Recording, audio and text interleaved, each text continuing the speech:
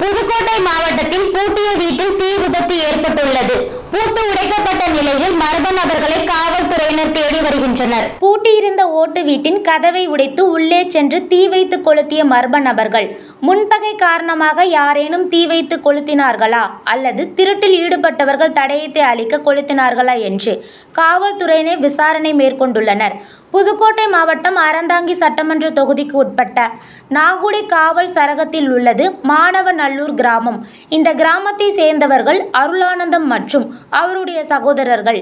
அருளானந்தம் மற்றும் அவருடைய சகோதரர்கள் மாணவநல்லூரில் உள்ள தங்களுடைய ஓட்டு வீடு பூட்டிவிட்டு தங்கள் குடும்பத்தினருடன் திருப்பூரில் தொழில் நிறுவனம் நடத்தி கொண்டும் வேலை பார்த்து வருவதாக கூறப்படுகிறது.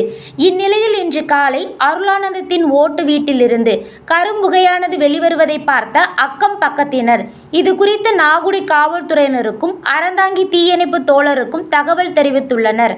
தகவல் அறிந்து சம்பவ இடத்திற்கு வருகை தந்த காவல்துறையினர் வீட்டின் கதவு உடைக்கப்பட்டும் பூட்டுகள் உடைக்கப்பட்டும் இருப்பதை கண்டு அதிர்ச்சி அடைந்ததோடு தீயணைப்பு துறையினர் உதவியுடன் வீட்டில் தீப்பிடித்து எரிந்தவற்றை அணைத்தனர்.